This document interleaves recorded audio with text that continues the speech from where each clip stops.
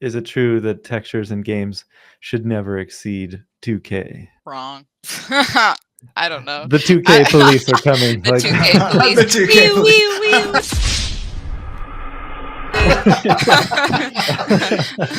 Where the pressure is coming from, is it like the audience knowing the quality of the games that Naughty Dog produces, pressure from like your peers within the studio, or just internal pressure of like your own trying to hit a quality bar for yourself, like, you know, the artist pressure that we need to just be better every time? All of it. I think it's a combination of everything. You know, it depends on the week, like what I'm feeling. Like some weeks you're like, I'm the best artist there is, and other weeks you're like, how am I here? I'm gonna get fired. Oh my God. Like it's like just depends on the week. I don't know. And I think a lot of artists can relate with that too, of feeling like on top of the world sometimes, and then other times you're like, I just want to crawl in a hole. But uh So this would be almost like a worn kind of concrete look that you're creating here, yeah, or yeah. Like a marble, concrete, stone. Let me show what the goal. Very much like sculpting real stone. Exactly like sculpting real stone. Well, hello everyone. Hello. Hello everyone. How y'all doing?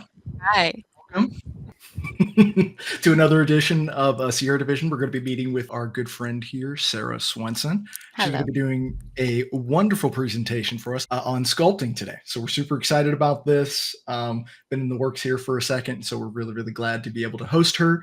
She also, I'll let you go through all your credentials here, Sarah. You know that stuff infinitely better than me, and you'll be able to articulate it much nicer. So please take it away. Hello. Thank you guys for having me on this. So I'm a senior environment artist at Naughty Dog. I've been there around altogether 6 years now. But I started my career at Santa Monica Studios, and then God of War 2018, and then I went to Naughty Dog after that on Last of Us Part 2, and then I went back to Santa Monica Studios on Ragnarok for a bit, and then I went back to Naughty Dog. There was a little stint initiative in there too, but yeah, that's my trajectory here. What kind of games did you work on, and what were your roles in each one? I started out as an intern at Santa Monica Studios.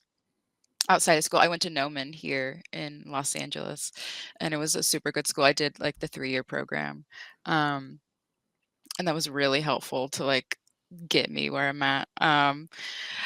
But yeah, I mean, it feels crazy. Next year will be my 10 years in games. Like, uh, time goes by so fast. It's insane. for like a celebration, you're just gonna sleep in that day, or like... Yeah, sure. Yes. Yes, I had no plans originally, but that sounds fantastic. I'm using I don't even know, yeah, what day exactly would be, but like, I don't know. I can't imagine doing anything else, to be honest. It's pretty crazy. It's Did really you know it early on, or was it something that you kind of discovered as you went? I knew I wanted to do something artistically, and then as I got older, I was like, I loved games so much, and I wanted to do something in them, but I felt like I wasn't maybe technically minded as much, and so it was like, okay, concept art. But then it was like as I learned how games, like there's a lot more avenues in it. It's just like, oh, there's so many more things you can do for an actual like real time like game art. That's like fills that artistic role. Um, that's what Did you going to actually start with concept then? I've been just like I painting. I like love traditional art. Like that's I drew everything when I was a kid. My mom said that like if they didn't have like crayons with me at all times, I would like lose my mind. Like so I just like been artistically inclined like my whole life, just needed something to like create. Um but then I loved the storytelling of games, and I just loved the worlds, and like I obsessed. So I think I definitely knew that's what I wanted to do as I got older, was to get into games in some form. And then it was just like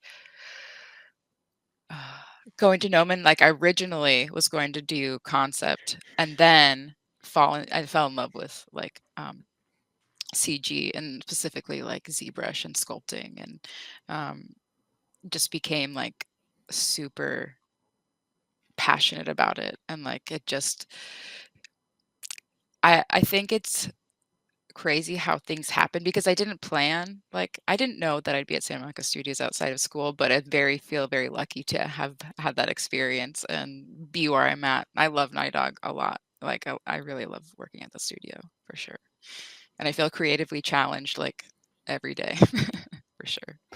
If only like Sunny Santa Monica and Naughty Dog could team up on a game. Like just imagine the Yeah. possibility. And Insomniac, all of us together.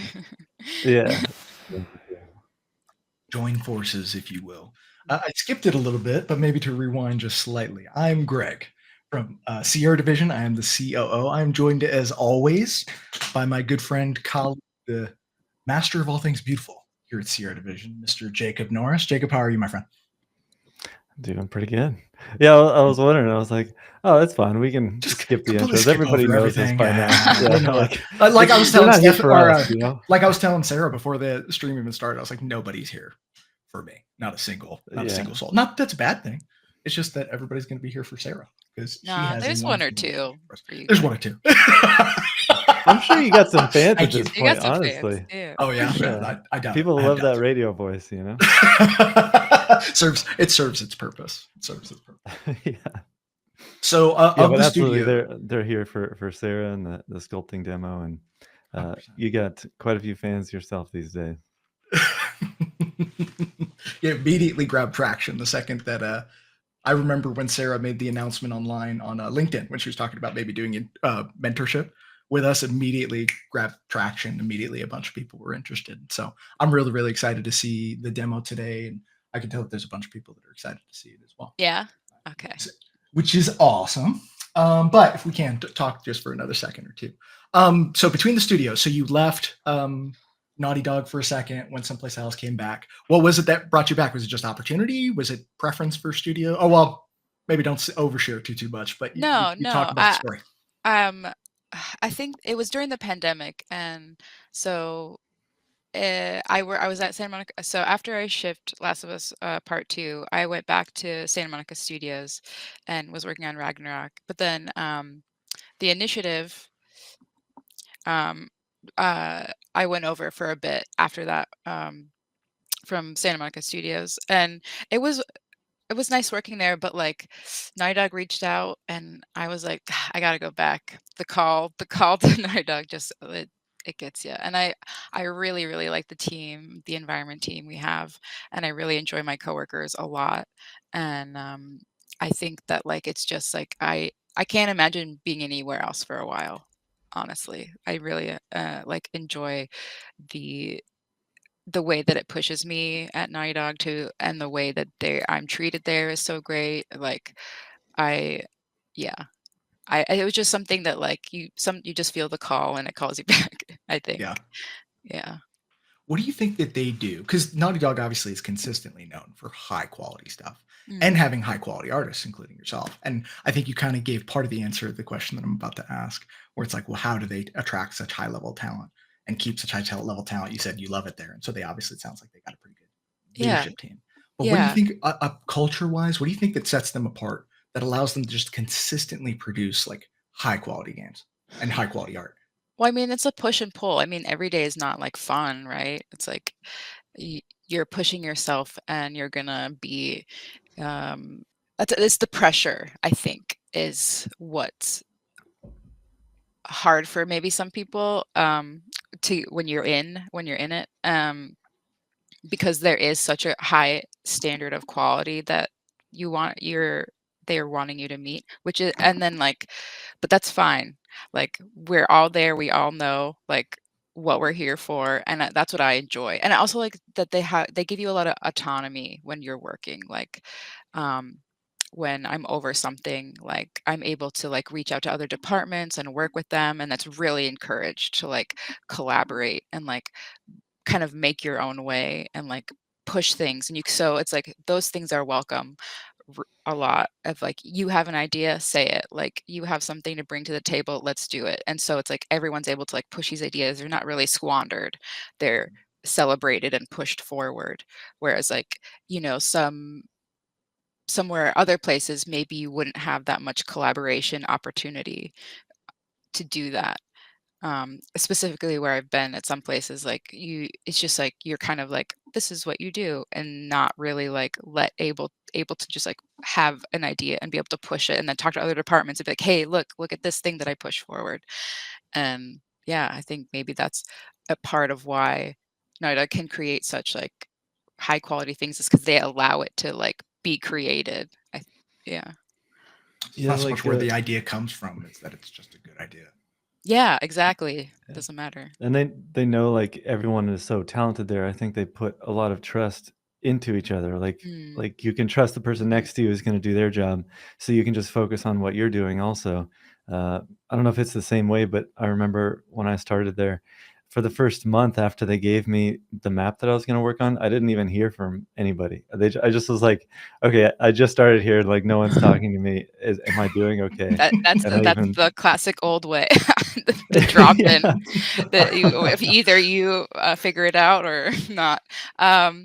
There's a little bit more of a introductory like thing now that we're trying to do, but yeah, no, that was exactly my experience too. When they started, they're like, "Oh, here's your level," and then here you go, figure it Yeah. out. But I, it's crazy that if how some people gravitate towards it, how I liked it, and then I was able to just like self-initiate and like make connections and like figure it out. Like they trust you so much. Like, oh, we hired you, you'll figure it out. You got it. Like Yeah. Yeah. you, you can figure it out. Um, Yeah, and I yeah, guess I more meant it not in a bad way, but with that idea of trust. Like they brought yeah, you on because they know you're gonna be really good, and they'll just reach out to you if you're doing something wrong or you need to fix something, basically. yeah, yeah. Yeah. I love the idea too that as you all who came up in the company then are assuming leadership positions, you're making changes for things that were your own heartburn, right? Were you part of that? You think, Sarah, as far as like the feedback on that? You mentioned originally, like, that's old school. We're trying to change that now. I think a lot of people, I mean, that's just the experience, right? It's like a lot Yeah. of people's experience, um, which I which is what I love about Night is like like listening to the feedback and then implementing it, right? Because we do that in all other aspects, and I've seen it a lot, like in the past couple of years of like really implementing the feedback of like, let's make it culturally better to work here, like let's appreciate things more, like let's do all these things. And it's like, yeah, I see a lot of those changes for sure, and I really appreciate it. And I think it's all individual people too, like pushing for it and really wanting it and making it a really fun place to work, fun, good place, and like a place that I enjoy going and seeing the people at work with. Yeah. Yeah. So you'd mentioned a little bit earlier on that you couldn't see yourself doing anything else, but you originally decided that you wanted to get into art. Why? Why do you think that this was like the calling? What do you think that was like your skill set, or what was your decision process, or what's the thought process behind like, no, this is it? Specifically going into games or environment art? Oh, that's a good question. Both. I'm cool. I'm interested actually in both. Now that you said Yeah. that, I was like, oh, that's even better. Thanks, Sarah. Yeah. What do you think? For me, it was games of the fact of the medium itself. Like, I didn't really feel the call for movies or other like that aspect. Like, it was specifically like games that spoke to me for sure, of the specific way that they tell a story and you're able to be in that world and like explore that world. And environment art, you're able to do a lot of storytelling, and I very much love doing that and creating little stories in the environment as I'm going, creating the stories, being a part of that whole story. And um I just, it feels that artistic like ness in me that I need. Like I need to feel like I'm creating something. And I love being part of a team, and I love creating something with a team. And I the thing is like working in games, like as you're doing like you don't realize it's a kind of a miracle that games get made at all. It's so crazy the process in development seeing like 3 shipped games, it's like, how did we make this? How did we communicate to like make this? And I think that's magic in and of itself, and like why I love working in them. It's not like a straightforward like this is the exact way to do it every time. It's kind of like this magical thing that we all create together that hopefully people enjoy at the end of it. Awesome. Yeah. I love that. No, that's a great answer. There was a question that I missed here just a second ago, but I think it's still pertinent, so I want to share it with you. Salis had reached out, also I hope I'm pronouncing that correctly, by the way, but also an environment artist. Mm. Curious as to if a lot of this was your own doing. Naughty Dog tells you, hey, we trust you, we hired you, go do. And they trust you to go create something awesome. The question that's being asked is, how can you consistently follow your own pace and still, without much guidance, and still produce high quality on a consistent basis? If you're given that much of a leash, if you're allowed to just I go guess work and do your thing. just to rephrase it slightly, it's also a question about the consistency across the different levels of the Yes. game. Yeah, so if you're doing one level, how is it ensured that the level next to you and the other person working on it, that level is also going to reach that the same pace, and it's going to have the consistency and quality and all those things. Thank you for clarifying. Well, we have consistent reviews. We have consistent art reviews from art directors and leads. So we are all on the same page. And Naughty Dog traditionally works in a partnership of 2, a modeler and a texture artist split, to really like even have more specialized like you're really specialized. So we're all kind of like doing what we're the best at in this situation. I think that the quality bar is just like something that you just kind of have to self-start in what it is to work at Naughty Dog and kind of like the people that can work there. Like we do have check-ins like every 2 weeks ish. So it's like you're on a consistent like check-in scale, like a check-in pipeline. So you are getting like your stuff is getting looked at, and you need to reach certain goals and deadlines in these certain things. So it's like, and then you have art guides, like you need to be able to follow art direction, which matches like the quality bar. I hope this is answering like the questions that he is wanting to know. Yeah, Oh, I think so. Okay. 100%. Like you're going granular, and this is awesome. Keep going. So, I mean, that's technically like how we all keep consistent, and you ask for feedback from your peers, and you ask questions, and they're going to let you know if you're not hitting the quality bar. That's for sure. You're not going to not know. Yeah. Is it like a big overarching sort of 3-month deadline, and then they just check in to make sure it's progressing, or within each 2-week period before the feedback, is it kind of that you tell them, oh, I want to finish this section for this 2 weeks, and then the next week I'll finish this section? Like, I guess it'd There's be no interesting to straightforward understand. answer. It's different every Okay. time. Every environment's so different. Every environment has their own issues. Like there's not I couldn't say there's a consistent answer like for each environment. So different for like, oh, this like, and also while you're digging through, there's all issues that you don't even know that you would think that like, oh, this is what this issue with this environment is. You can traditionally kind of like guess like, oh, this is an interior space, so this is going to be a little bit easier to like manage with instead of like an open area or like a more wide-ish area. But for the most part, it's like literally up to the like whatever environment you're doing. Like, yeah. Yeah, depending on the goals for that week, depends on how early in the stages the environment is, like if it's just general blockout, or if you're getting closer to alpha or something, and then you're just trying to polish up a certain section, then like you said, the goals are probably constantly shifting, and the timelines for each of those goals are kind of changing as needed. It's very Totally. flexible. Oh my God. Yeah, very flexible. Very cool. Looks like I see one question that's we answered a little bit earlier, and so I'm gonna allow that came across on YouTube. I'll allow you to watch the video once we play back through. We were talking about the here a little bit earlier, as far as the pressure with working at Naughty Dog. Sarah, you kind of alluded to that a little bit earlier, but maybe like, do you? Maybe I want to actually elaborate on that a little bit because we've talked about this, like with John Joe. It came up in his little AMA, and Mm, it's that kind of pressure that makes you better, like that pressure makes diamonds mm. or sort of thing. Do you think that you would have been as successful if you'd have been in an environment that was a little bit lighter of a mood, or you think that would have helped your development?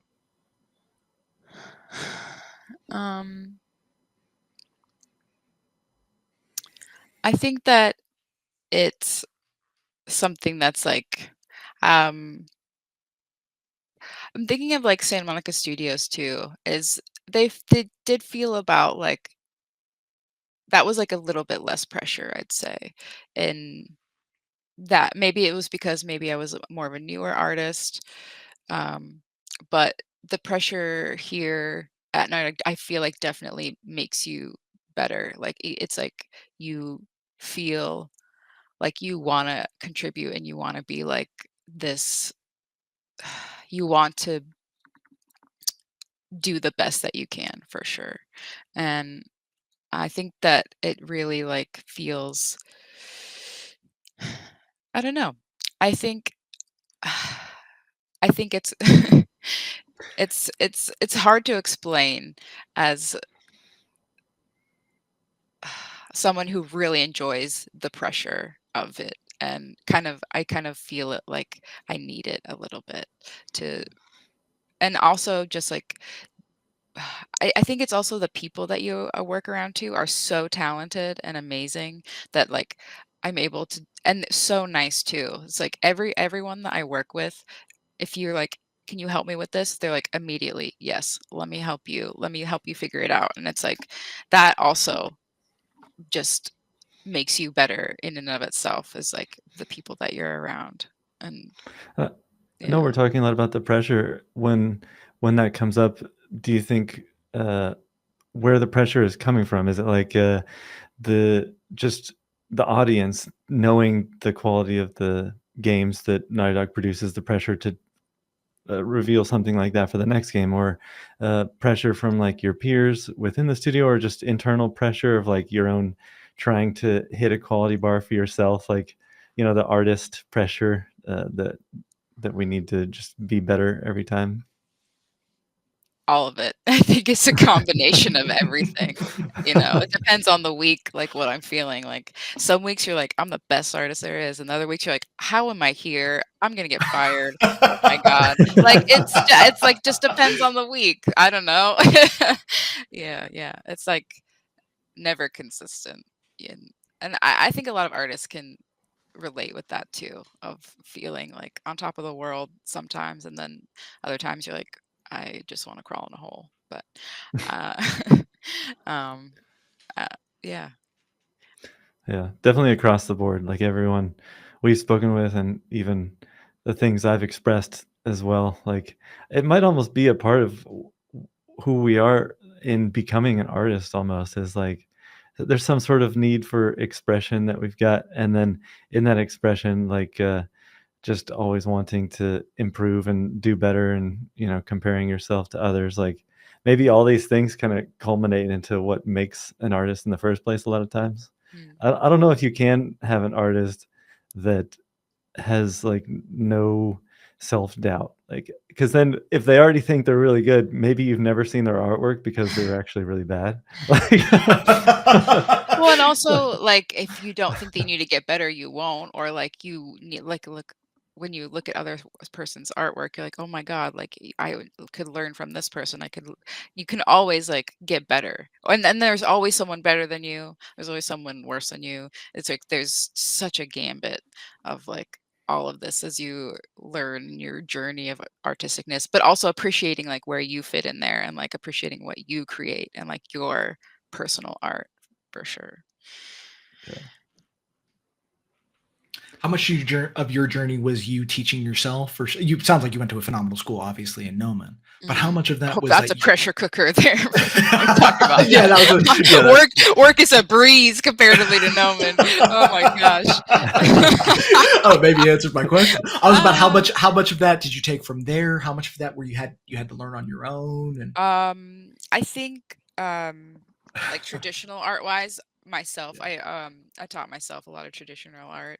Um painting, drawing, but like at Noman, that's where I learned like yeah, as I said, they baked me in a 3D cake. Like it's like they I so many hours in Maya, so many hours in ZBrush, even before I like professionally worked, like um just an insane amount of knowledge that I gained there for program like work. Yeah. Yes. baked you a cake, you just popped out at your first studio. Hello, I'm here. Hello, Santa Well, I made Monica it. Studios. Let's go. Yeah, exactly. It was a really good bake if you started at Santa Monica like that. I did not think I would, to tell you the truth. Like they prepare you, like because getting in games is hard. It just like is hard. The percentages are hard. And so you prep yourself. You're like, hey, I'm gonna try my best and do. I think location helps, too. Very Like true. physical location? Yeah, physical location, at the time, like pre-pandemic for sure, like helped. Yeah, and I think A it lot just of does. places are doing Yeah. like return to office too, right? Yeah, and Yeah. I think that definitely helps, because there's a lot of opportunity in Los Angeles for sure, and Yeah. yeah. Yeah, relating to that, even someone's actually got a question about like getting into the industry as a junior and wondering the types of studios that you can get into. Like, is a studio like Naughty Dog or Santa Monica even possible to get into as a junior, or has the Yeah. bar just increased so much now No, that? there are still opportunities for sure, and there should be more opportunities coming forward. It's just the industry as a whole right now is just like crazy, but no, there are definitely opportunities, and um, it's just making it's also timing too when things are happening like in a project and when you're going to be hiring and like all those sort of there's just so many factors like into it, but yeah, there is opportunity. There's um a lot of opportunity in AAA studios, I think. It would be interesting actually to hear then, because you did start at Sony as a junior, like what was it you feel that got you recognized, that like helped you to start at a studio like this for your very first role? Like, how did you A get in demo basically? reel. Okay. Noman's that was the last really insane intense thing that I did at Noman. Was I did, I think, 5, 6 full environments, and then did the breakdown of them and like the run throughs, and like they have you. I did like a video, demo reel, put together all of that together, but also just having the networking of being here and Noman, like they're able to facilitate those like conversations and help you too, which is also a big factor of like getting in. it, Networking is a big thing with like kind of getting your foot in the door, is like making sure you're talking to people and so they know who you are, and kind of like getting a conversation started too.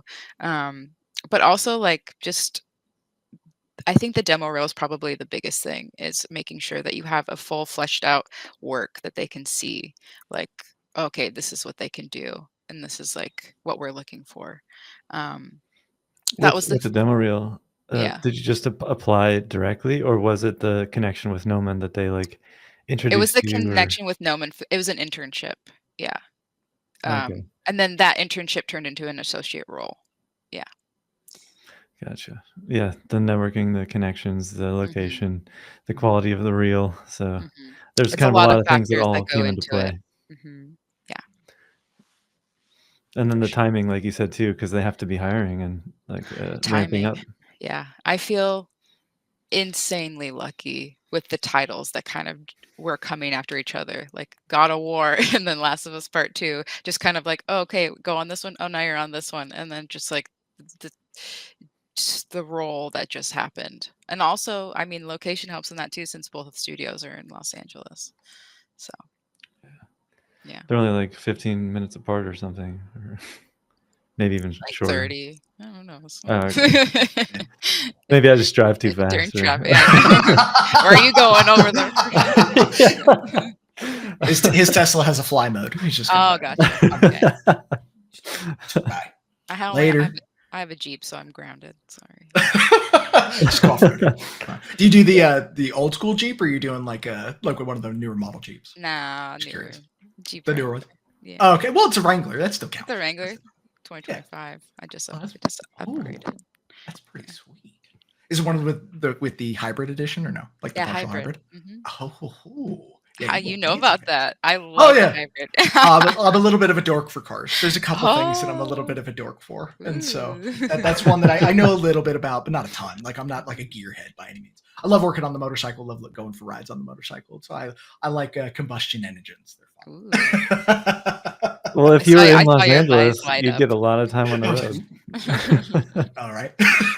Yeah. We have a couple questions. I keep skipping over these. I apologize. And so we had somebody ask a quick question about when you hit those days of doubt, do you have specific habits or practices that help you push through without affecting your work quality?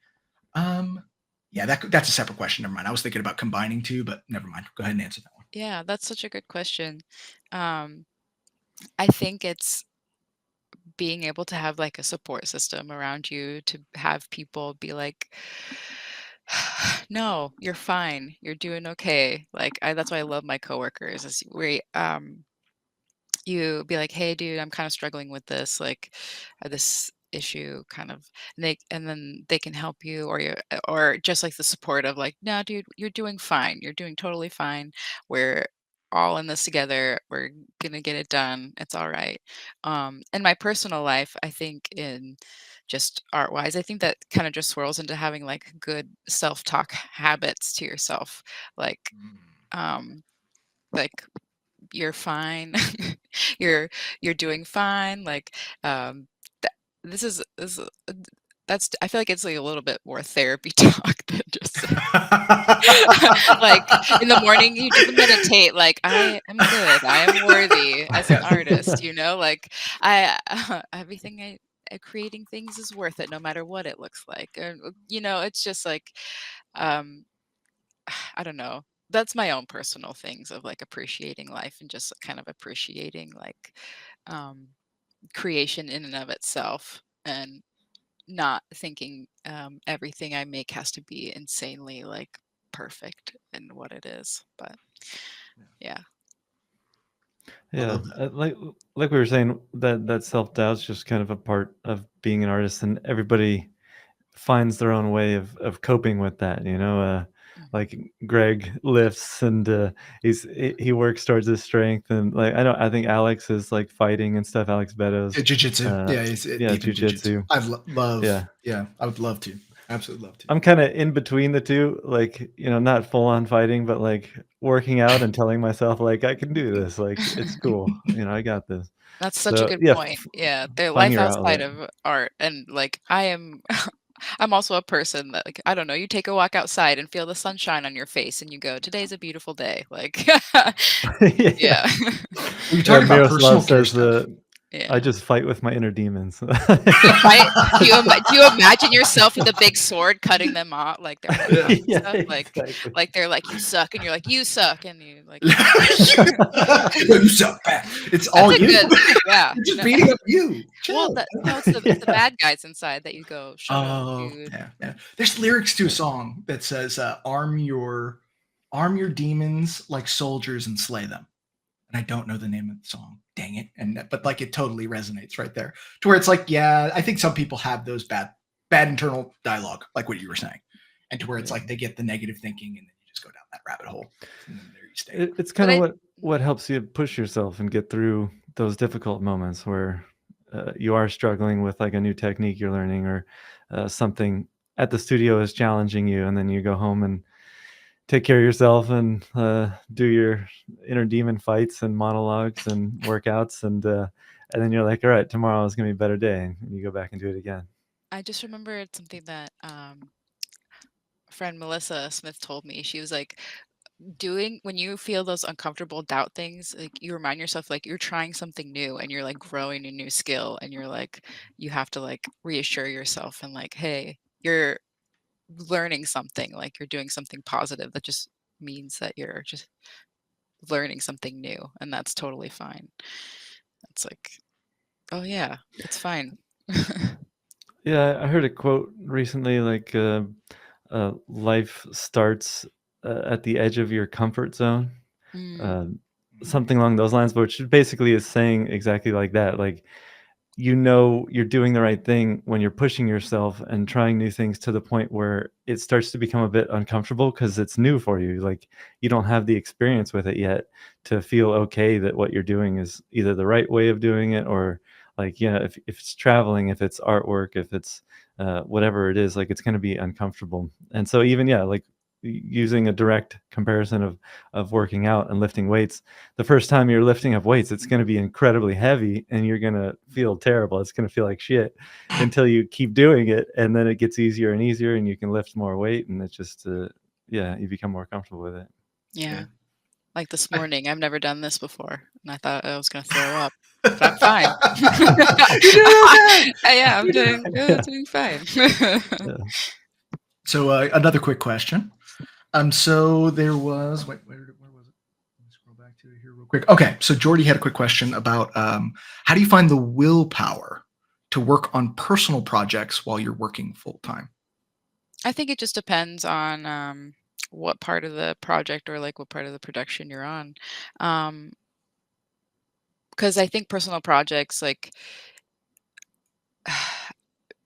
I don't like the kind of notion that you have to be working all the time, that you have to like, oh, if I have to go home and I have to like do this to learn this thing and I'm like, live your life. We work so much, you know.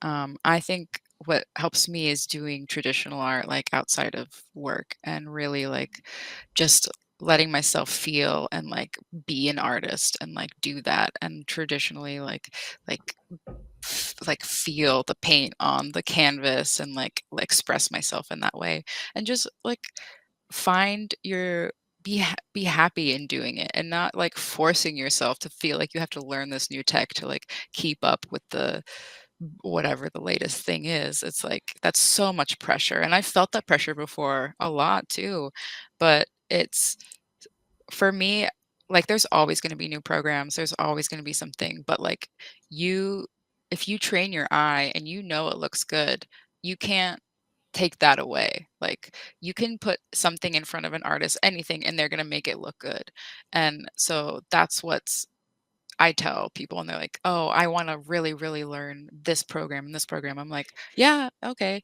but, like, don't make yourself do it because you feel like you have to. You should outside of work, right? Or, like, to that point where you're like, how do you motivate yourself to do it? It's like, well, I I just take care of yourself and then do it, because that seems like a lot to just put that pressure on yourself, and then you're gonna burn yourself out. So that's what my take on that is. I think you take care of yourself. It puts you in a spot to where you can do things.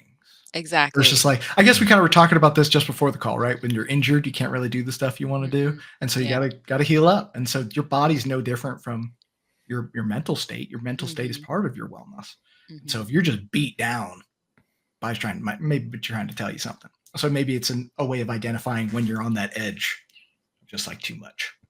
And then just pushing it enough and not going too far. Even speaking from experience, I would do that and definitely burn myself out too much. Like, always trying to stay up to date with whatever the newest techniques were, or crazy delivery times and deadlines, and too much pressure on myself, that I was in like this cycle of I'd work hardcore for 5 years and then I would quit and just like retire for 6 months, and then I would like work hardcore for 5 years and Yeah. quit and retire for 6 months. I'm on like 4.5 years, so I'm not going to quit this time. But No? I found a better balance finally. Oh, Yeah. Jacob said that. I was like, Finally found a better balance. good. I'm excited to hear that. Thank you. Quick question. Actually, we just answered this one from Alex G. It was about how do you handle burnout. I feel pretty confident that I think we were just kind of addressing that. So Yeah, hopefully yeah. yeah, I feel pretty good about that. And so I think we got it. Leah, just before that, had asked, are people that live in LA area more preferred for studios than people that live more far away? I think that just depends on if they would be located in LA, right? Or I'll allow you. It just depends. I don't think like so many people relocate like to LA. There's so many of my coworkers, you know, like it doesn't necessarily I'm gonna say maybe for a more of a junior role, if you're there and you're like available, that's gonna give you an opportunity. I think maybe unless you have like an insane like portfolio. But yeah, I would say location helps like but the hubs like Seattle up there, there's a lot of game studios and stuff. But that's not like the only factor. But I will say that it potentially can help for sure. Before we maybe take too many questions, it might be good also to start or allow Sarah to jump Yeah, into that's a good her point. workshop, and then there's probably going to be some questions that might come from that, and just to keep in mind, like For sure. your time, Sarah. We don't want to take your whole day away with like a For 3-hour sure. call or something. So Yeah, sorry. We've been chatting. yeah, Well, only if you're ready, yeah, sure. we can Well, start I that. can And yeah, it'll be it's not gonna be a long demo. It's just we'll get into it. Okay. So let me go in. This will be a process of how I like to um, do something like this, like a organic hard surface statue, and my process of doing that. Um, so this is straight from Maya. Let me pull up my Maya actually and show you what I kind of like to have it look like before I'm sculpting on it. I like to have it kind of beveled out in the edges that I really want to keep crisp in ZBrush, and I like to do a lot of modeling in Maya before when something like this because getting sharper edges and crispy lines in ZBrush is very difficult to do just off the bat. I mean, like you can, but I'm just more comfortable doing it in like whatever program other than ZBrush because ZBrush is way better at like doing uh, softer, obviously character artists. It's like what that's used for.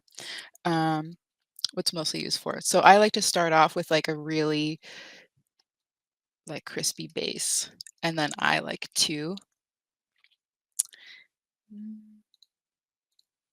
dynamish it really high. is this from a concept, by the way, or is it your own like personal idea? So this is from uh a God of War esque, like my own kind of thing. Like if we were doing a statue, right? God of War. Like the literal one that we just showed, that was the content. Well, that was in game, but Gotcha. um, Okay. yeah. So once it's dynameshed, I'll do one more divide to like crisp it up a little bit more. And then I will start sculpting on this. My favorite brush to start with is a flatten with the vocal shift like almost to the edge.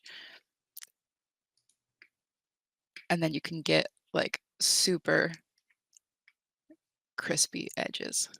Oh, and having it up the intensity at 100 too, because you can get like immediate kind of results on the edges once you've dynameshed it very high. And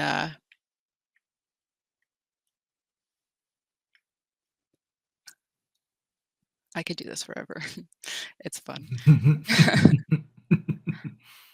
So this would be almost like a worn kind of concrete look that you're creating here, Yeah, or yeah, okay. yeah. Like a marble, concrete, stone. Let me show what the goal. Someone had just made a comment in the chat that it's very much like sculpting real stone. Exactly like sculpting real stone. So this is like the finished or whatever, version of what I would be using this technique for. And I like to keep the pieces super separate as I'm doing this too, so that I can get the crisp edges. And also, like, if you're baking this out, it's going to be needed to do that, and it's a lot easier to work with something that's split into a lot of different assets.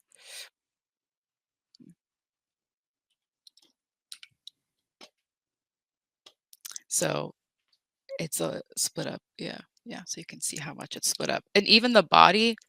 When I baked this out, I had to split it to fit the like the density needed.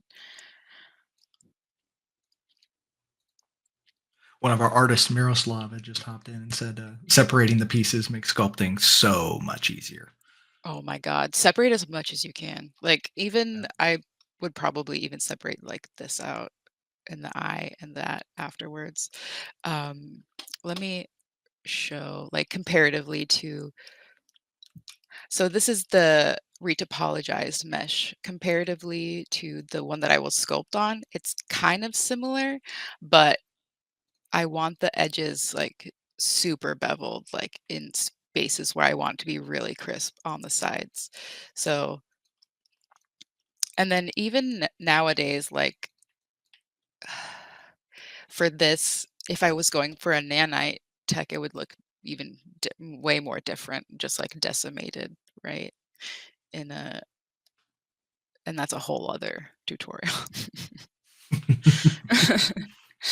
um, but that is what I had to show today is my little process of how I just start sculpting and how I keep things crisp for like that rock look. There's also a lot of I like out of the box brushes. I feel like the flatten brush is like one that I use all the time, like getting these edges. Or I even like to put an alpha on, like this one, and you can get little striations like that, like someone's like digging in with like little chisels. Do you tend to sculpt the entire piece by hand, or do you use many like alphas that you've got in your library for adding, cracks and chips and things like that, or what's Yeah, your once you go, but process? I honestly like just using I mean, there's lots of cracks, and I'll use a lot of, brushes for, like, cracks and stuff, or, like, the marbling texture, um, putting it on, but for the most part, I just feel like detailing out the edges, and also depends on the style too of what they're looking for, like, in a concept, like, how my technique will be different or not. But, like, for a statue like this that's like marble or limestone, or this is pretty much like the workflow that I would use. For some of those areas where you can see the old topology on the right hand side, do you come through before sculpting in that area and like smooth it out, or I like to have it like this, and I'll sculpt over oh, it because I can kind of like, um, it has something to have, to grab onto, I feel like, and I can get cool, uh, kind of extra details like that. interesting.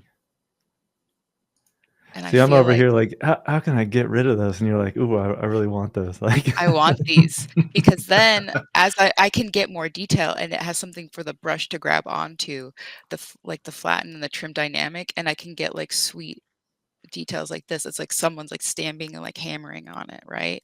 Like getting Huh. this like natural detail of like how they would how I'm always thinking of like how they would actually be sculpting it, right? Mhm. Yeah. In real life, like out of this rock, like So by the end of your sculpt, you've almost at some point touched every part of the surface of this mhm, asset to have gone mhm. through. Wow. Okay. That's hardcore.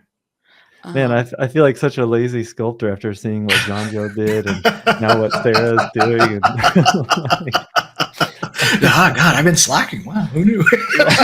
yeah. Hey, there's no one way to do something. Like, there's so many different types of ways to do things. Like, that's what also in CG is like there's so many different ways to do something, and no way's the right way, no way's the wrong way. It's like if it looks good, it doesn't really matter at the end of the day, right? Yeah, yeah, it's just the result that you're looking for, Yeah. sort of thing.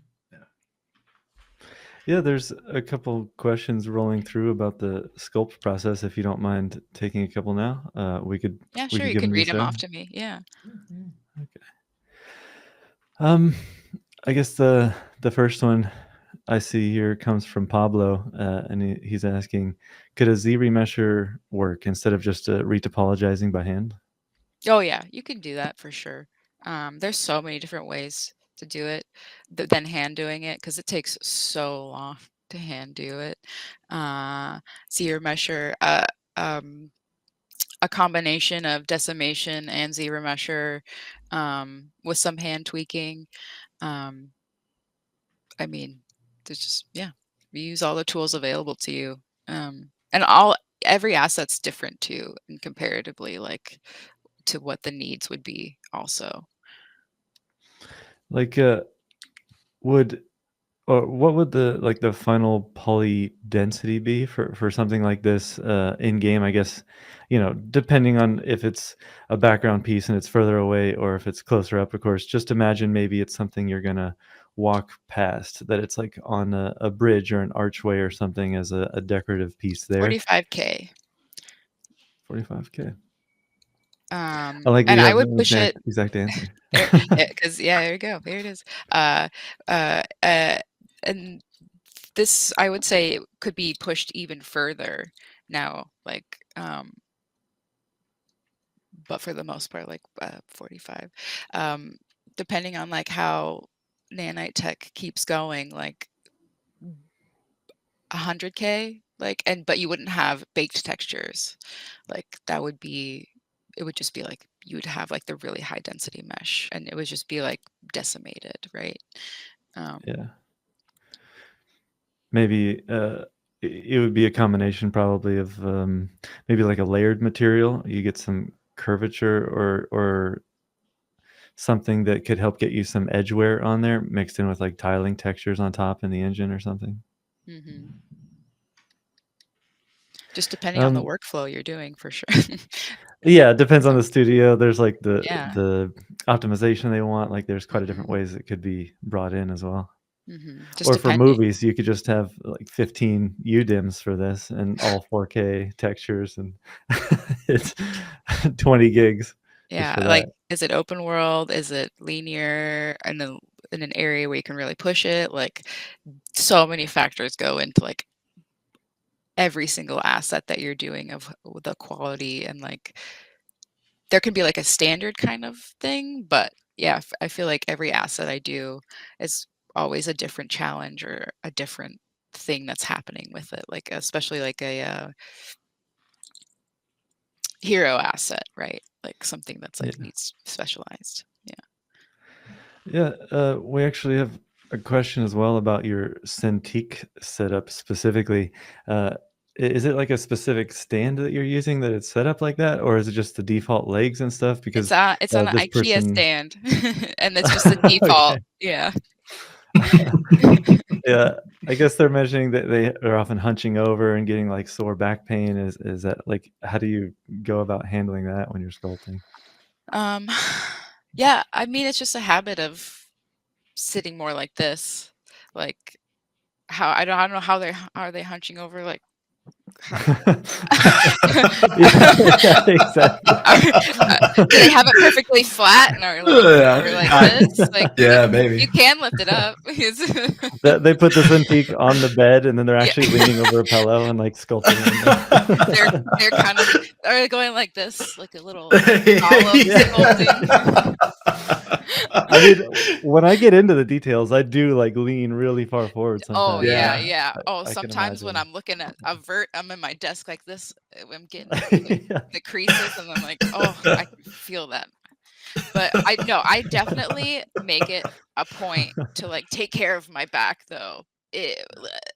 Very scared of like hunching and like hurting and like stretching my wrists too, and like having all my little tools so that I'm like taking care of my wrists, because like I've just the carpal tunnel is real, the hand shit Mhm. is really bad. Like, yeah, make sure you're like taking care of yourself because we sit at a computer all day, and it's like take Yeah. care of yourself.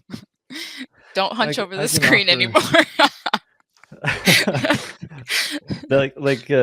I actually literally had to go to the doctor one time for back pain, and it was about like me hunching over too much.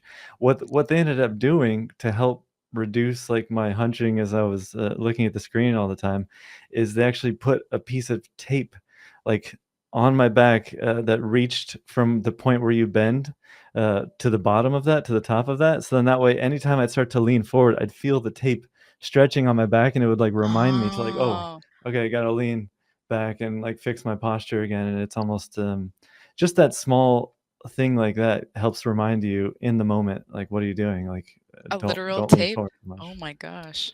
Yeah, just straight up tape, like, like Was that effective? it worked really well. Like, I ended up actually continuing it even for another couple of weeks after that, just to really make sure I drove it home for myself. Um, yeah, I mean, it's pretty much what they used to do back in the olden days, right? When they put a book on people's heads as they had to walk. Like, it's all Yeah. about that posture, and if the book falls off or if the tape stretches, you just got to fix your posture. Oh, maybe I should do tape. I don't know if you noticed, I was like immediately like, Oh, could I bounce? it's my eyes Hang on I one worry second, I about gotta get too. one. I actually am supposed to be wearing my blue light glasses. I recently got Yeah, a couple just because it's the screen. dude, I went to get the blue light glasses. I got prescription. Oh man, this I got stigmatisms in my eyes. Yeah. But I had yeah. super nice glasses that I'd bought that were transitions. I'm going to share some trauma while you're working. Mm. And spent a couple $100 on them. Was super excited to get them. They were blue light, everything. Went out on a ride with my motorcycle and forgot that I had looped them inside of my shirt. Oh no. And I felt it right as I got up to highway speed. And it was like one of those comical moments where you see it fly up and you're like, no. And you went to grab it and you smack it and it would go flying. I made a U-turn, no joke. I was on a highway, but it was like a 2-lane, so not that big of a deal. Made a quick U-turn, and a truck that was coming the direction from behind me, I swear, swerved. So this way he ran over him, but just erased in an instant. Bang. Oh my I was so sad. gosh. The saddest of days. Just trauma. Absolute Insurance.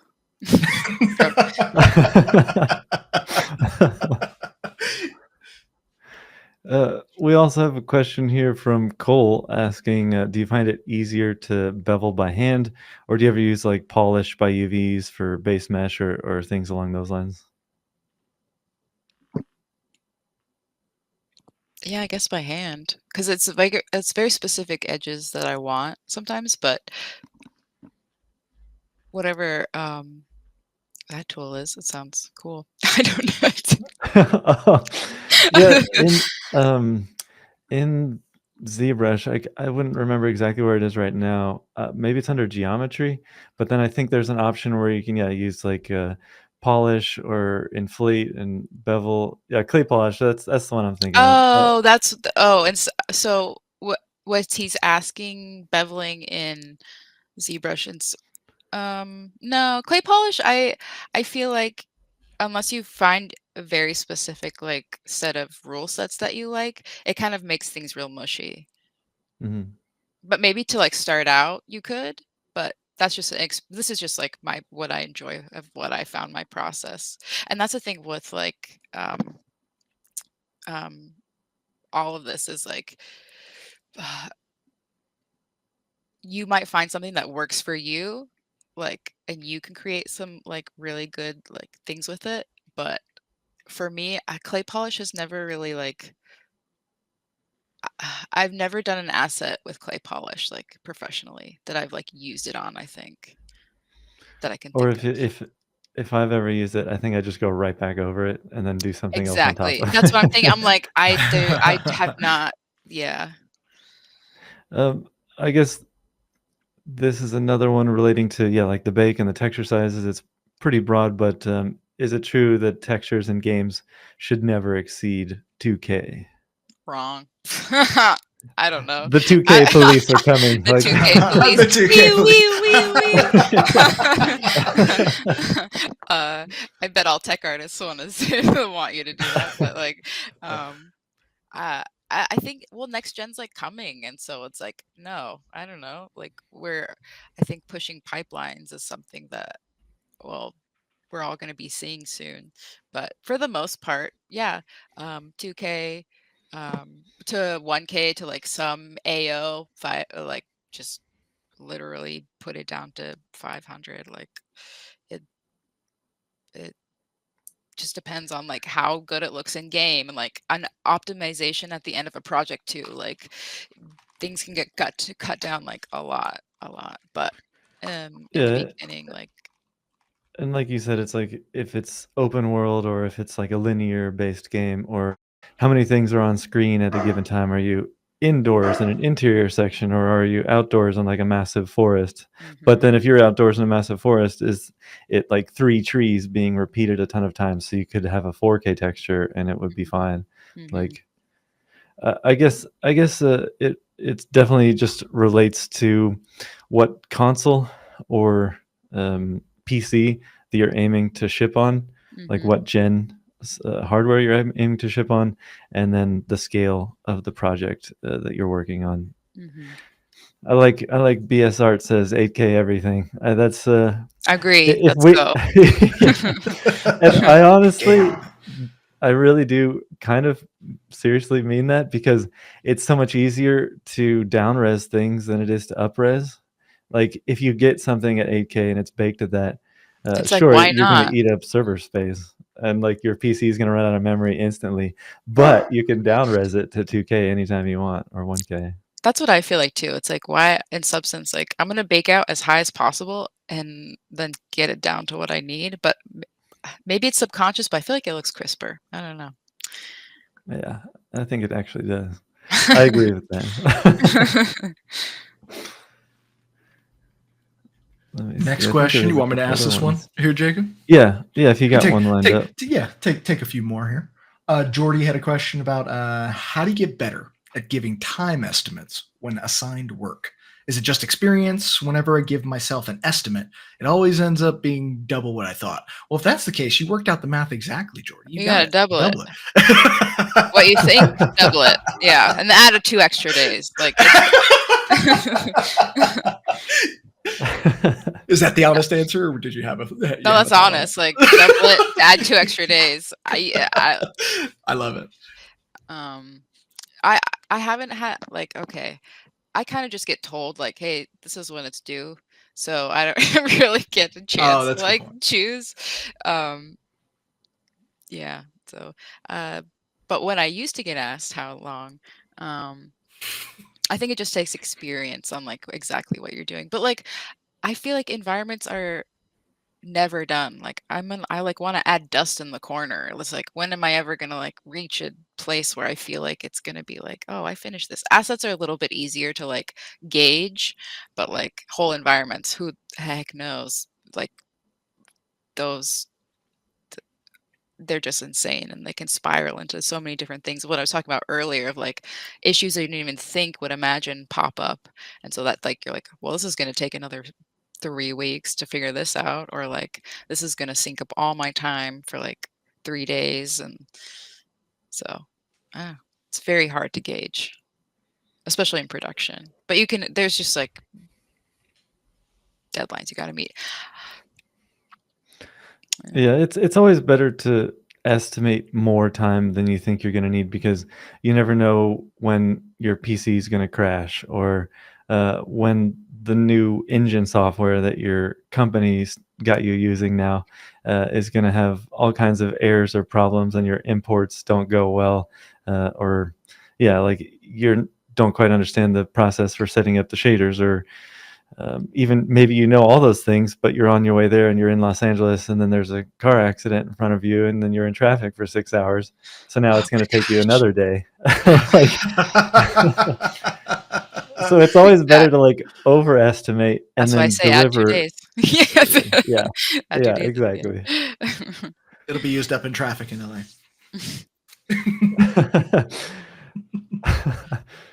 Another question. How long would you get to do a mesh like this from start to finish in a studio?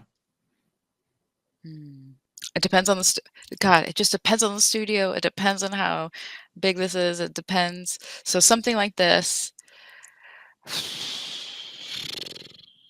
I would say maybe like 3 weeks. 3 weeks to like get it done. An asset like this. Depending if it's like the concept's done and needs to be iterated on, longer. And then if it's like, okay, this is exactly what I need, maybe like 2 weeks or less, depending. What scale is this asset? Like, I know we didn't see it next to a person, or maybe in the concept there was something. This asset's probably like 5 meters, I think. Okay. Yeah, I mean, it's almost its own sort of character, like with it being a creature and a sculpt and all this, uh, and definitely like a hero asset. Those often get a lot more time than, maybe a lamp or Mhm. a vase or something small. A hero asset for sure. Like, and like specifically depending like Santa Monica Studios, it's a sculpting studio. So there's a lot more time given to sculpt things like this. And do things like this where they want you to take the time and sculpt, and do like a really sick like asset kit and stuff. So if like you get like a rock kit, that's going to be like more like 3 months or more. That leads in really well to a question actually from Anthony. He said for more unique and detailed organic surfaces like cliffs, bark, and concrete, how much do you rely on height maps and alpha maps to add detail? Or do you try to sculpt as much as possible by hand? No, definitely using that anything to make things faster. But because you're not going to want to sculpt everything by hand, and this is just like a process of doing this, because there's a lot of different new techniques people are doing in Houdini, doing it substance. Like there's a lot of combination of things. Like there's a one size fits all answer for that. This is just like also just fun for me to sculpt like this. But in production, it's not necessarily viable to sculpt everything by hand. So there's a lot of factors that go into that as well. But yeah. If someone told you you've only got 1 week to do this, do you think you could still do it? And if Oh, this, so, yeah, like, for sure. But that's just because I know how to do it. But like, yeah. and I know what process I would be doing. Because I could probably like get all this edge detailed out for this, like 3 days ish, maybe. And then like depending on if we're baking it or not, and then texturing it's a whole other thing. But like, yeah, maybe a couple weeks. So just depending on the timeline that they're giving you in this case, it might slightly change your workflow a bit, but the base of what you're doing is still there, and you just kind of focus your attention on certain areas that maybe you think is going to help more, like the sculpt or the texturing or the Mm-hmm. initial model. Yeah. Yes, exactly. Um, Okay. and just depending on like where it's at, where they're looking at it, like what parts are going to be closest to the character. I'm going to spend more time on that. I'm going to make sure it looks good from the player's point of view and that angle. And focus on like getting a really good shape in, or like a lot of like the sculpting done at from on God, it was just like there's so much sculpting done, and they give you the time to do it at Santa Monica Studios, which is nice. I can already see everybody at CR Division now when I'm like, hey, could we get this in like 3 days? And they'll be like, let me add 2 days to that. Even 5 days. Yeah. Exactly. Jacob is aware and has made note of all of these Sierra Division artists who are currently in chat, just so you're aware. I'm sorry. Sebastian Miroslav just duck out real quick.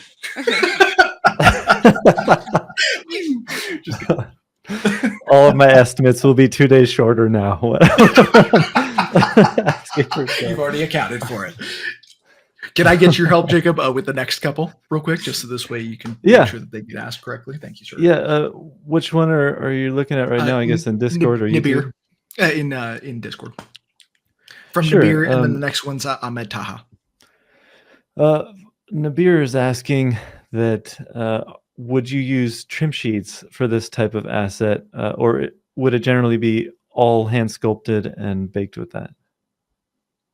You could use trim sheets on it. I think I just wanted this to be more of a bulky look, but in the Alfheim doors areas and stuff, like a lot of trim sheets were used. I think trim sheets are very good to be used for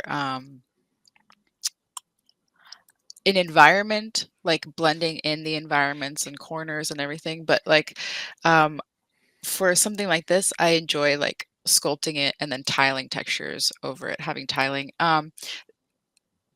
Trim sheets are very useful, but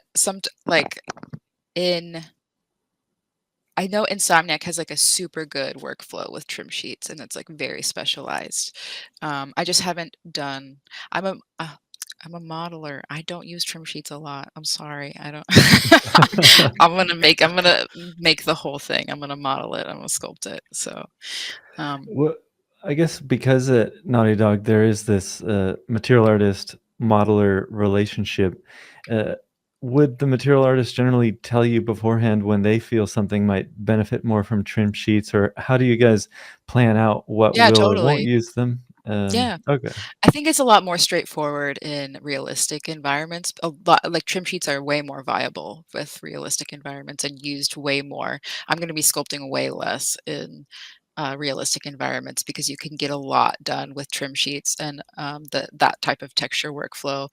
I don't need to sculpt a desk leg. Like it doesn't matter. It'll look better though. It would look sick, but like in an actual like production, I don't need a hand sculpt every chair leg, so the trim sheets and tiling textures and the vertex painting workflow is just like gets you at where you need, and just like having a really good base model, just like a nice beveled leg, and just that's how it is.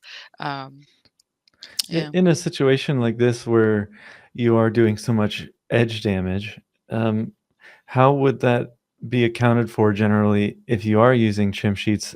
Would you still try to get some of that I wouldn't silhouette use detail them. in? Yeah. That would just be like a kind of a different workflow, I think. I don't know if I would use trim sheets on this like this if I was sculpting like this. Because for trim sheets to really work, you need like a specific type of like bevel for it to like read well, but that's just depending on the trim sheet, right? Yeah. Well, maybe in a case like that, I guess I could say what we've done internally is we'll use like a trim sheet on an edge that might have detail like this, and then our amazing artist Sebastian Bielecki, who's got like Houdini skills, he'll do automatic chipping on the sides with Houdini. And then wherever the chip comes out, that part of the polygons are replaced with a material set 2, which is like a destroyed texture set, like a tiling texture set. So then it's blending between the trim sheet, which already has a little bit of bending and edge wear and things like that inside of it, and then it blends to a material 2 for the actual chipped sections. So it's kind of like See, Trying there's to so many do some of different that ways tech to art do stuff. things. Insane. Like that's crazy. It's just like crazy. Houdini is super powerful tool for sure. It's also, I know a lot less people are using it, but when you do find people that are using it, it pretty much gets implemented at every studio then immediately. Yeah, yeah. Houdini, I would say, like, if you want to learn a tool outside of like a new tool, like Houdini is like one that you should pick up for sure.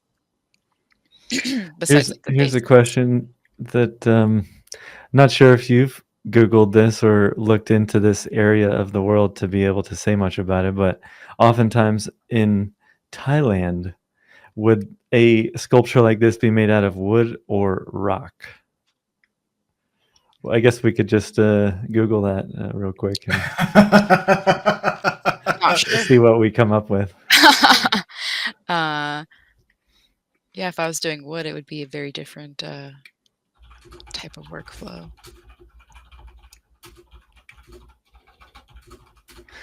I'm just going to go out on a limb and say that both exist.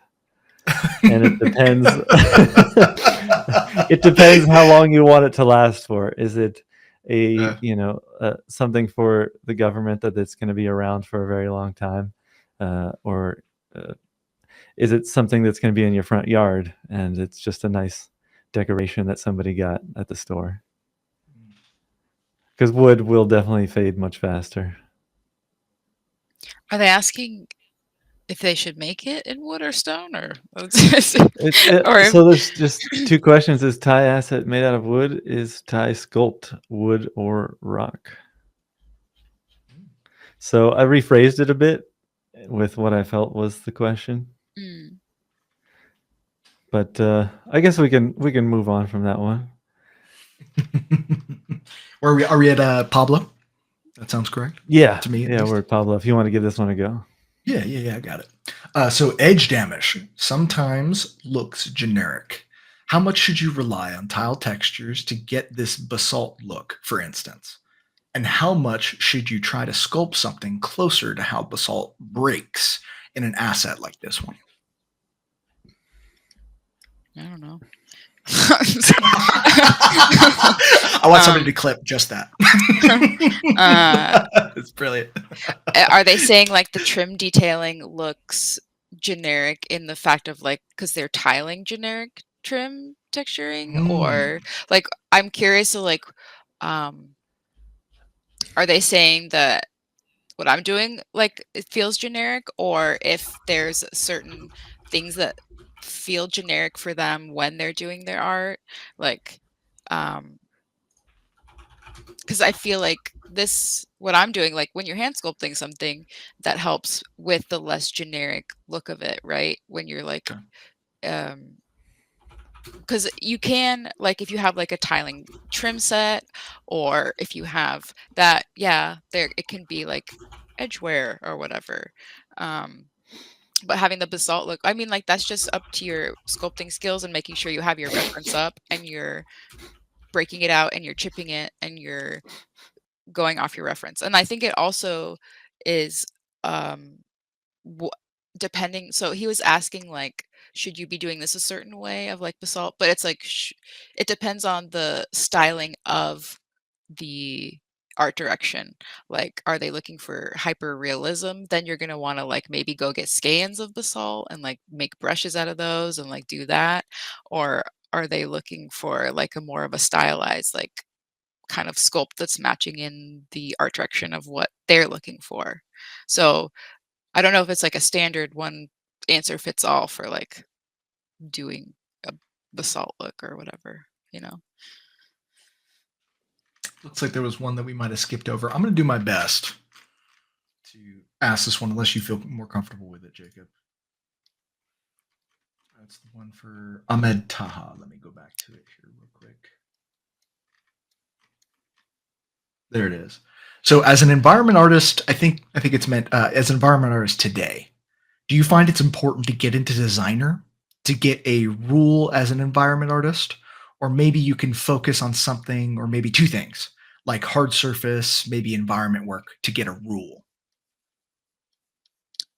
designer painter substance? Is that what I they're believe asking? so, but Yeah. that was not clarified. Um, I think you Oh, should. I think they're meaning a role also, like to get a Oh, role as an environment artist. Oh, roll. Okay, oh. that would make more sense. I was like, rule. I just read it as it was. Hmm. I mean, you're gonna be doing it all. There are hard surface roles specifically, like I know at Respawn, um, but that might be more pigeonholing you, um, into doing that and an even more specific role. So as you're learning, and getting in, I mean, I would say like definitely do like environments, like do in whole environments and assets and like m- I preferably like whole environments, like seeing that is going to help. Um, the question of the the you're going to want to understand like how to do all of it. I don't know if I'm answering that question correctly, but like I know like in school how we're told like either character or environment, like and you want to focus. You don't want to have too much of like a generalist workflow because that's more of like film. But nowadays, since I don't know, I feel like it's kind of like I would say the same answer is have full environments, like have one. How am I trying to explain this? Pick environments you're really passionate about, and that's what I did. And they were kind of lended itself more to fantasy looking, and I think God of War saw that and they liked it. I think at the end of the day, like choosing things that you're passionate about and creating something that like looks good and people are like, hey, like I like that is going to be important than kind of worrying about focusing on should I do this certain thing? Because maybe you'll make some sick sci-fi environments and then you do get a hard surface role. It's kind of like, what do you want? Like, Mm. yeah. I think the passion behind it, instead of trying to find tricks to like, I should do this to like get into this thing.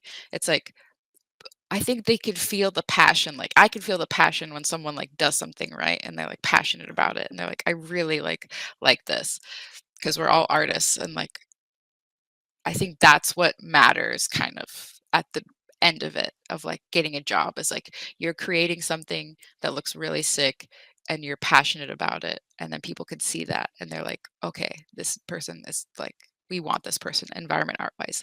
Maybe it's a little different if you wanna be more in, like, tech and, like, you need to, like, do those things, but, like, as an artist, like, passion is I think being passionate about it and, like, feeling that and seeing it is more important than worrying about, like, w what I should focus on maybe. Yeah. What for environment specifically. Um, but you do wanna not have, like, a character in an environment and then something else. Like, you wanna have all environments. I just wanna see, like, all environments. You wanna be an environment artist, right? I think that's maybe more of a bigger thing, a big thing. Yeah, I guess a good thing also is when you're picking environment art to start, and you start trying to create not only the space of the world, you're doing the lighting, you're doing the props, sometimes you're doing the texturing and the materials too. So like it at least gives you a chance to know what's most interesting for you and maybe what you'd want to focus your portfolio on a bit more. So creating an environment is just a great way to get started and figure some things out for yourself. That's a And then super good point. Yeah. yeah, like after doing that for yourself, you can start to consider, yeah, where you want to focus. And definitely, if you're going to be doing materials, then designer is super important to have at least some knowledge on. Not like it's going to be a requirement at every single job, but nowadays, if you're making materials, oftentimes then it's going to be in designer just because it's more easily shared across teams too. You can share node sets and share like smart material setups, and it's just really awesome because if you're even doing things in Substance Painter, you can start creating like your own filters that help change the way you're going to be texturing things inside of Painter, even if it's not for Designer. Like you're still making it in Designer to then use it in Painter. Like even, yes, I saw somebody commenting inside of Robin's course recently how awesome it was, like just getting to create some custom filters and setting things up that now anytime they wanted to have like a specific blur or a specific edge where they can kind of tailor it to whatever their needs are because they know Designer. And if they didn't have that skill set, as much as just not like a requirement, it's also just really beneficial. What you're saying about doing whole environments, you're totally right. Because in school, yeah, you have to light it yourself. You have to do all of the stuff.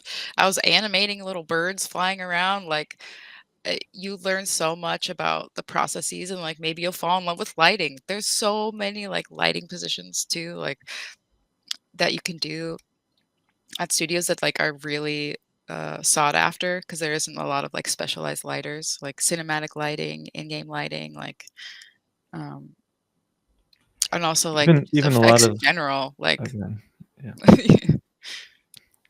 go for it. Yeah, I was just gonna say even a lot of the lighters that I've seen started as environment artists, and then they just were like, "Wow, I really like lighting things, and this part of the process is the most interesting," which leads them into a role they never would have considered, but it ends up being something they're super good at.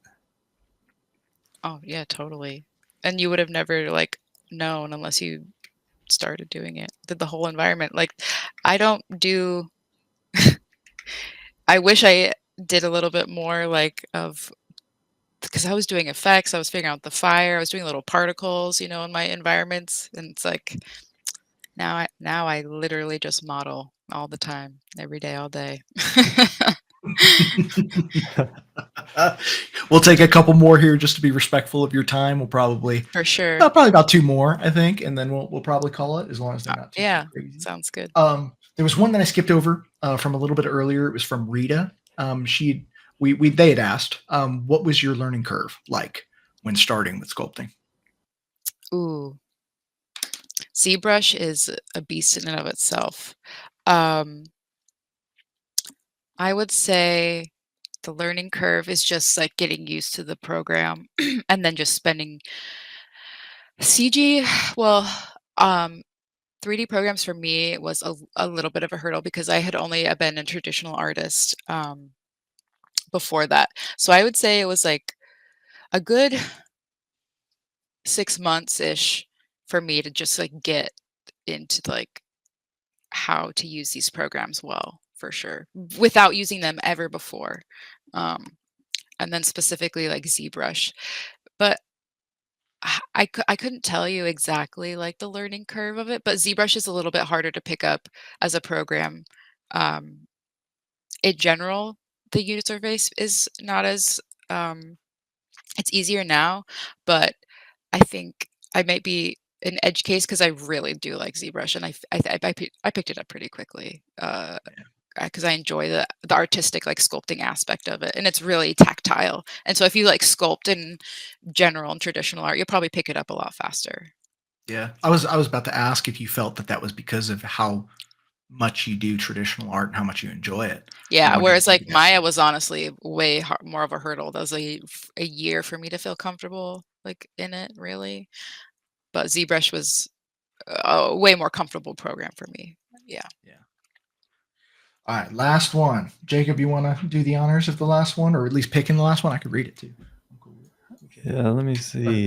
We have a couple that are still outstanding. Sorry, y'all, but running up on time here. I think this one is really relevant to what I remember speaking with Sarah about a bit earlier. So let's ask this one. What's an example of a storytelling detail that you've added to an environment that most players probably never noticed, but that you felt was essential? Mm. Good one. That's a really good one. Home Depot.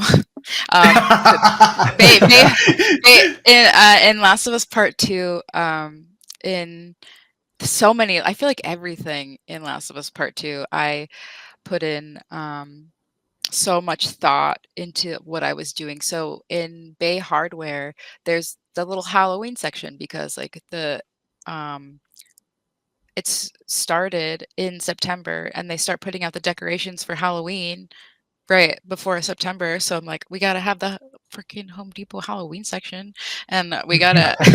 But the storytelling, just in general, of yeah, well, like that aspect of it, as like, how deep are you thinking? How where are you going to put this like water pipeline? Does it really fit in this area? But I think Bay Hardware is probably like, I have a story about that too. It was going to be Swenson's, but they changed it on me, dude. That's fine. It could have been Swenson's Hardware, but that's fine. That's a good name. That sounds right? like an accurate. Right? Thank you, Jacob. Yeah. But Swenson Hardware, I would equate to like Callahan Auto Parts. Yeah. As like equally, like it just sounds right. It just sounds like, Swenson's I believe that Hardware. exists.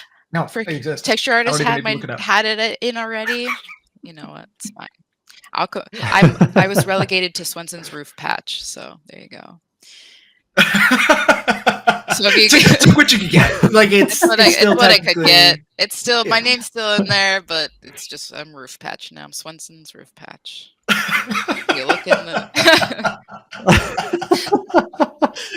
I guess hardware, handyman, roof patch. It all kind of comes back together. The roof was fixed with your name still. It was still fixed with the Swenson. What else, y'all? Some final questions, comments, concerns before I say goodbye to some folks for hanging out with us here for a little bit while Sarah gave her amazing demonstration and shared some wisdom with us? Nothing? Anything from y'all as far as everybody out in the audience? Anything as far as any final little comments, questions, concerns? Otherwise, see a couple people typing. Everybody's flooding. So now we'll stick around for the rest of the day and let finish up. Wait, what's odd about this? Maybe not odd about it, but something that I'm noticing is like, Sarah, I bet you could do this like literally all day. Like literally just sculpt and you could just answer questions, and it's like two different parts of you, to where it's like you're so proficient in it that you could just go and it would come out great and you would have answered all the questions. Kind of like it. I think I need AMAs to finish all sculpts now. Maybe that's the way to do it. Maybe we've discovered a new pipeline and a workflow. Maybe that's I am riddled with ADHD, so it is. Well, I stay medicated for that. So Sarah is officially a live streamer now. There's just going to be like a blur over any proprietary stuff. Anything. It's just you just drawing out a screen, but nobody can see what you're doing. Can you do that? I doubt it. No, I doubt it. We're gonna get some. I'm gonna get some angry emails from some higher ups at Naughty Dog if you start doing that. Please don't. They're like, "What are you doing?" Well, cool, outstanding. Well, Sarah, thank you so much. This has been awesome to have you. Very cool person, and you know your stuff.